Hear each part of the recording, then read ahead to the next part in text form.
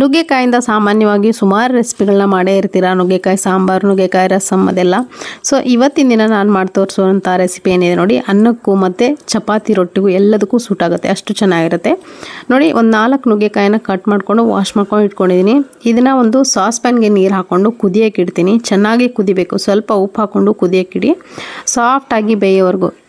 ಇಲ್ಲ ಅಂದರೆ ನೀವು ಇದಕ್ಕೆ ಏನು ಮಾಡಿ ಅಂದರೆ ಒಂದು ಕುಕ್ಕರ್ನಲ್ಲಿ 1 ವಿಷಲ್ ಕೂಗಿಸ್ಬಿಟ್ರೆ ಕುದಿಯುತ್ತೆ. ಇವಾಗ ಒಂದು ಪಾತ್ರೆ ಬಿಸಿ ಇಟ್ಕೊಂಡಿದ್ದೀನಿ, 1 ಸ್ಪೂನ್ ಆಗೋಷ್ಟು ಎಣ್ಣೆ ಹಾಕ್ಕೊಂಡಿದ್ದೀನಿ. ಎಣ್ಣೆ ಚೆನ್ನಾಗಿ ಕಾದಾದ್ಮೇಲೆ ಒಂದು ಅರ್ಧ ಗೆಡ್ಡೆ ಆಗೋಷ್ಟು ಬೆಳ್ಳುಳ್ಳಿ ಜಜ್ಜಿ ಹಾಕ್ಕೊಳ್ತಾ ಇದ್ದೀನಿ. 1 ಟೀ ಸ್ಪೂನ್ ಆಗೋಷ್ಟು ಸಾಸಿವೆ ಜೀರಿಗೆ ಹಾಕ್ಕೊಂಡು ಚೆನ್ನಾಗಿ ಫ್ರೈ ಮಾಡ್ಕೋಬೇಕು ನೋಡಿ. ಬೆಳ್ಳುಳ್ಳಿ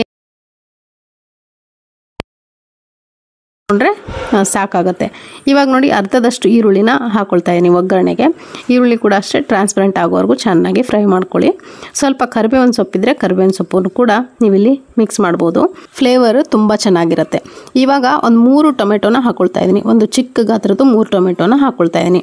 ಟೊಮೆಟೊ ನೀವು ಎಷ್ಟು ಜಾಸ್ತಿ ಹಾಕ್ತಿರೋ ಅಷ್ಟು ರುಚಿ ಇದಕ್ಕೆ. ನಾನು ಮಾಡ್ತಾ ಇರೋಂಥ ಕ್ವಾಂಟಿಟಿಗೆ 3 ಟೊಮೆಟೊ ಸಾಕಾಗುತ್ತೆ, ಹಾಗಾಗಿ 3 ಹಾಕ್ಕೊಂಡಿದ್ದೀನಿ. ಸಣ್ಣದಾಗಿ ಕಟ್ ಮಾಡ್ಕೊಂಡು ಹಾಕ್ಕೊಂಡಿದ್ದೀನಿ. ಚೆನ್ನಾಗಿ ಫ್ರೈ ಮಾಡ್ಕೋಬೇಕು. ಹೀಗೆ ಫ್ರೈ ಮಾಡ್ತಾ ಇದ್ರೆ ಎಷ್ಟೊತ್ತಾದರೂ ಸಾಫ್ಟಾಗಿ ಬೇಯಲ್ಲ. ಹಾಗಾಗಿ ನಾನಿಲ್ಲಿ ಒಂದು ಅರ್ಧ ಟೀ ಸ್ಪೂನ್ ಅಷ್ಟು ಅರಿಶಿನ ಪುಡಿ, ರುಚಿಗೆ ಎಷ್ಟು ಬೇಕಷ್ಟು ನೋಡ್ಕೊಂಡು ಉಪ್ಪನ್ನು ಸೇರಿಸ್ಕೊಳ್ತಾ ಇದ್ದೀನಿ. ಜೊತೆಗೆ 1 ಟೀ ಸ್ಪೂನ್ ಆಗೋಷ್ಟು ಧನಿಯಾ ಪುಡಿ ಕೂಡ ಇವಾಗಲೇ ಸೇರಿಸ್ಕೊಳ್ತಾ ಇದ್ದೀನಿ. ಅದು ಕೂಡ ಚೆನ್ನಾಗಿ ಬೇಯುತ್ತೆ ಎಣ್ಣೆಯಲ್ಲಿ. ಇದೆಲ್ಲದನ್ನು ಸೇರಿಕೊಂಡು ಚೆನ್ನಾಗಿ ಮಿಕ್ಸ್ ಮಾಡ್ಕೊಳ್ಳಿ. ಆವಾಗ ಸಾಫ್ಟಾಗಿ ಬೇಯುತ್ತೆ, ಟೊಮೆಟೊ ಬೇಗನೆ ಸಾಫ್ಟ್ ಆಗಿಬಿಡುತ್ತೆ. ಜೊತೆಗೆ ಉಪ್ಪು ಕೂಡ ಸರಿಯಾಗಿ ಹಿಡ್ಕೊಳ್ಳುತ್ತೆ. ಉಪ್ಪಾಗಲಿ ಮಸಾಲೆ ಆಗಲಿ ಎಲ್ಲವೂ ಚೆನ್ನಾಗಿ ಹಿಡ್ಕೊಳ್ಳುತ್ತೆ ಈ ಟೈಮ್ನಲ್ಲಿ, ಉಪ್ಪು ಅರಿಶಿನ ಮಸಾಲೆ ಎಲ್ಲ ಹಾಕೋದ್ರಿಂದ. ಇವಾಗ ಇದಕ್ಕೆ ಅಚ್ಚಕಾರದ ಪುಡಿಯನ್ನು ಹಾಕ್ಕೊಳ್ತಾ ಇದ್ದೀನಿ. ಒಂದು 2 ಟೇಬಲ್ ಸ್ಪೂನ್ ಆಗೋಷ್ಟು ಅಚ್ಚಕಾರದ ಪುಡಿ, ಅಥವಾ ನಿಮ್ಮ ಖಾರಕ್ಕೆ ಎಷ್ಟು ಬೇಕೋ ಅಷ್ಟು ನೋಡಿಕೊಂಡು ನೀವು ಹೆಚ್ಚು ಕಡಿಮೆ ಮಾಡ್ಕೊಬೋದು. ಚೆನ್ನಾಗಿ ಫ್ರೈ ಮಾಡ್ಕೋಬೇಕು. ಇದಕ್ಕಿನ್ನೇನು ಬೇರೆ ಮಸಾಲೆಯನ್ನು ನಾನಿಲ್ಲಿ ಆ್ಯಡ್ ಮಾಡ್ತಾ ಇಲ್ಲ, ಇಷ್ಟೇ ಸಾಕು.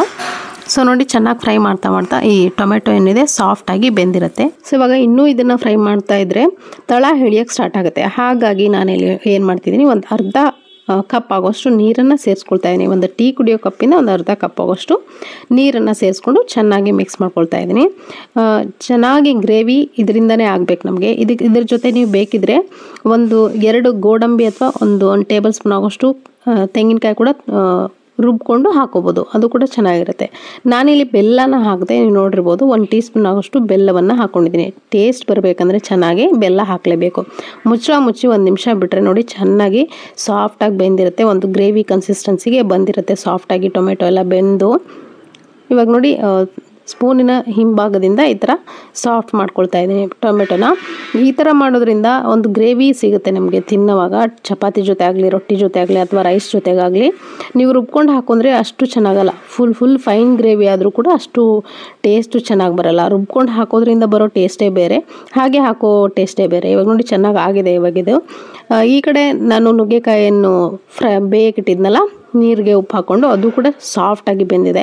ಆ ನುಗ್ಗೆಕಾಯಿ ರಸ ಕೂಡ ಬಿಟ್ಕೊಂಡಿದೆ, ನೋಡ್ತಿರ್ಬೋದು.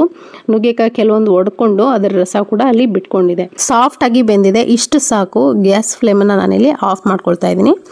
ಆಫ್ ಮಾಡಿಕೊಂಡು ಈ ನುಗ್ಗೆಕಾಯಿ ಬೆಂದಿರುವಂಥ ನುಗ್ಗೆಕಾಯಿನ ಇದರಲ್ಲಿರುವಂಥ ನೀರು ಸಮೇತನೇ ನಾನಿಲ್ಲಿ ನಾವೇನು ಮಾಡ್ಕೊಂಡು ಇಟ್ಕೊಂಡಿದ್ದೀವಲ್ಲ, ಗ್ರೇವಿ ಮಾಡೋಕ್ಕಿಟ್ಟಿದ್ವಿ, ಆ ಗ್ರೇವಿಗೆ ಟ್ರಾನ್ಸ್ಫರ್ ಮಾಡ್ಕೊಳ್ತಾ ಇದ್ದೀನಿ. ನೋಡ್ತಿರ್ಬೋದು.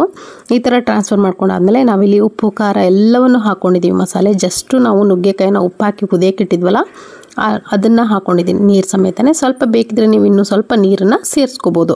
ಸೇರಿಸ್ಕೊಂಡು ಚೆನ್ನಾಗಿ ಮಿಕ್ಸ್ ಮಾಡ್ಕೊಳ್ತಾ ಮತ್ತೊಂದು ಸ್ವಲ್ಪ ಫ್ರೈ ಮಾಡ್ಕೋಬೇಕು, ಅಥವಾ 1 ರಿಂದ 2 ಕುದಿಸ್ಬೇಕು ಚೆನ್ನಾಗಿ. ಆವಾಗ ನುಗ್ಗೆಕಾಯಿ ಏನಿದೆ ನೋಡಿ ಹಾಕಿರ್ತೀವಿ, ಉಪ್ಪಂತೂ ಇಟ್ಕೊಂಡಿರುತ್ತೆ. ಮಸಾಲೆ ಕೂಡ ಚೆನ್ನಾಗಿ ಹಿಡಿಬೇಕಂದ್ರೆ 1 ನಿಮಿಷ 1-2 ನಿಮಿಷ ಇದನ್ನು ಚೆನ್ನಾಗಿ ಕುದಿಸ್ಕೋಬೇಕು. ಮುಚ್ಚಿ 1 ನಿಮಿಷ ಬಿಡ್ತೀನಿ. ಚೆನ್ನಾಗಿ ಕುದ್ದು ಮಸಾಲೆ ಎಲ್ಲ ಹಿಡ್ಕೊಂಡಿರುತ್ತೆ ನುಗ್ಗೆಕಾಯಿ. ಆವಾಗ ಇನ್ನೂ ಟೇಸ್ಟು ದುಪ್ಪಟ್ಟಾಗುತ್ತೆ. ಕೊನೆಯದಾಗಿ ಸ್ವಲ್ಪ ಕೊತ್ತಂಬರಿ ಸೊಪ್ಪನ್ನು ಕೂಡ ಹಾಕ್ಕೊಂಡು ಮಿಕ್ಸ್ ಮಾಡಿಕೊಂಡು ಗ್ಯಾಸ್ ಫ್ಲೇಮನ್ನು ಆಫ್ ಮಾಡ್ಕೊಳ್ತೀನಿ. ಸೊ ಇವಾಗ ನೋಡ್ತಿರ್ಬೋದು, ರುಚಿಯಾದಂಥ ಟೇಸ್ಟಿಯಾಗಿರುವಂಥ ರಸಭರಿತವಾದಂಥ ನುಗ್ಗೆಕಾಯಿ ಪಲ್ಯ ರೆಡಿಯಾಗಿದೆ. ಟೇಸ್ಟಿಯಾಗಿರುತ್ತೆ. ನುಗ್ಗೆಕಾಯಿ ಟೊಮೆಟೊ ಕರಿ ಅಂತ ಕೂಡ ಕರಿಬೋದು.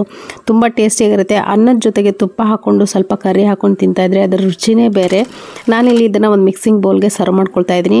ನೀವು ಕೂಡ ನಿಮ್ಮ ಮನೆಯಲ್ಲಿ ಇದೇ ವಿಧಾನದಲ್ಲಿ ಇದೇ ಇಂಗ್ರೀಡಿಯೆಂಟ್ಸ್ನ ಬಳಸ್ಕೊಂಡು ಖಂಡಿತ ಮಾಡಿ ನೋಡಿ, ತುಂಬ ಟೇಸ್ಟಿಯಾಗಿರುತ್ತೆ. ಪ್ರತಿ ಸತಿ ಯಾವಾಗಲೂ ನುಗ್ಗೆಕಾಯಿಂದ ಸಾಂಬಾರು ಮಾಡೋದು ನೋಡಿದ್ದೀನಿ. ಖಂಡಿತ ಇದನ್ನು ಕೂಡ ಒಂದ್ಸರಿ ಟ್ರೈ ಮಾಡಿ, ತುಂಬ ಇಷ್ಟ ಆಗುತ್ತೆ ಮನೆ ಮಂದಿಗೆಲ್ಲ. ಸೊ ಇವತ್ತಿನ ರೆಸಿಪಿ ಇಷ್ಟ ಆಗಿರೋ ಲೈಕ್ ಮಾಡಿ, ಶೇರ್ ಮಾಡಿ, ಮತ್ತು ಸಬ್ಸ್ಕ್ರೈಬ್ ಯಾರು ಮಾಡ್ಕೊಂಡಿಲ್ಲೋ ದಯವಿಟ್ಟು ಸಬ್ಸ್ಕ್ರೈಬ್ ಮಾಡ್ಕೊಳ್ಳಿ. ಮತ್ತೆ ಸಿಗ್ತೀನಿ ಮತ್ತೊಂದು ರೆಸಿಪಿಯಿಂದ. ಅಲ್ಲಿವರೆಗೂ take care, bye bye, thank you.